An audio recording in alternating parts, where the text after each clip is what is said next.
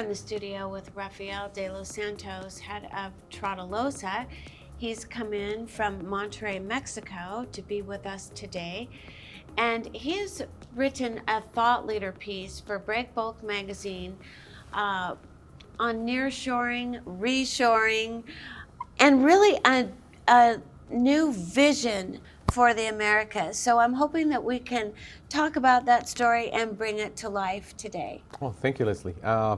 Well, when I wrote that article, I basically share what I've been thinking for a long, long time. I think I have been fortunate enough that I was born in Mexico and I went into my professional life when NAFTA was created.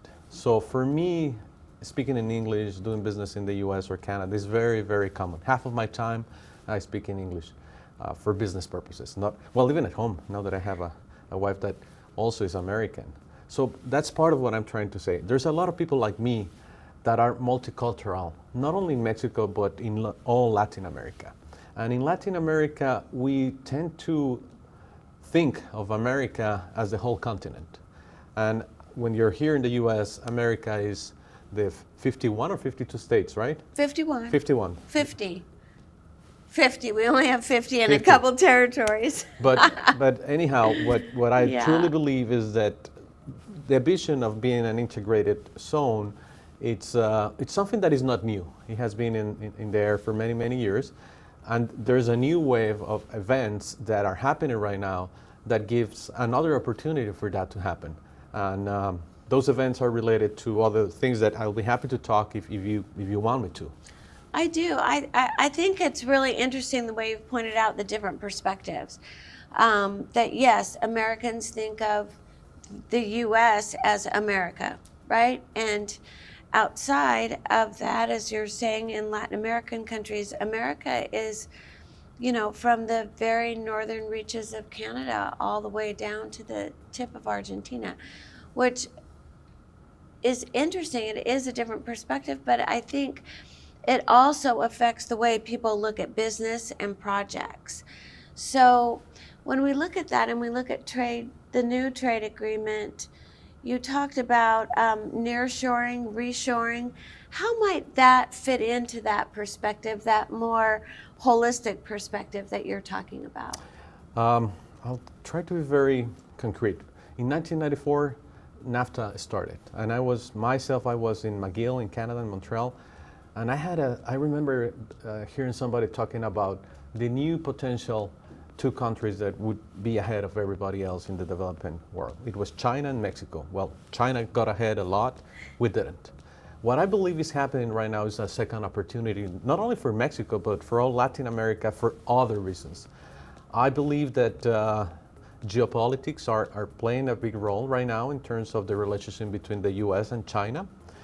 And I truly, truly believe, and it's already happening, that a lot of manufacturing that left in the years 2000s after China joined the World Trade Organization are coming back into an area either here in the US directly, or Canada or Mexico, or even Central America or South America, just for geopolitical reasons.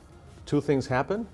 China has shown to the world that they are intended to be a leader of the whole world, and COVID. And customers here in the US want to have their articles when they pay for it or within 24 hours. And with COVID, that didn't happen. You had to wait a long time. So all those reasons are helping a lot to bring production or assembly or whatever process you have to have closer to the US to be able to deliver on a faster pace. That is a great opportunity. I already know of big plans that are happening right there in Monterrey where I live, and billions of dollars are going to be allocated to the most appealing manufacturing country or assembly country or country that you can do business at so you can ship into the US. Absolutely. I think we all learned during COVID how disruptive that was to the supply chain. And when your goods don't come in, it can be very expensive. So certainly there is a drive for that. Tell us, in what sectors do you see that happening? the manufacturing, what kinds of things are being manufactured, and how might that relate to maybe some big power projects or renewables or other things like that? I think the world itself is very complex in a word that you're seeing new things happening.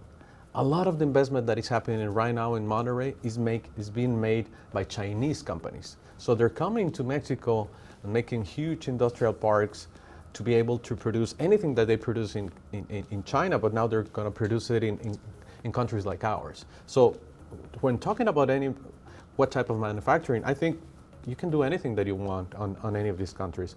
And the main purpose of all this is to be closer to the US and faster and competitive. For all these industries to come into any of our countries, you need energy. You need to have power. If you don't have power to supply electricity to all these plants, you're going to be losing for other countries that have the infrastructure to support this move. So infrastructure is huge. It's very important, and it has to be made. In the US, you have a $1.2 trillion plan happening in the next 10 years. Canada also has one. Mexico has its own challenges, and I can go with all the countries in Latin America. But those two things, if you see, it's power. It's a lot of what we need to have in our industry. So it's going to be a lot of work. And then the manufacturing portion of all the things that are coming back into the Americas to be shipped into the US. So these two effects themselves are aggregated opportunities for any of us that are in the heavy haul or break bulk industry. Excellent.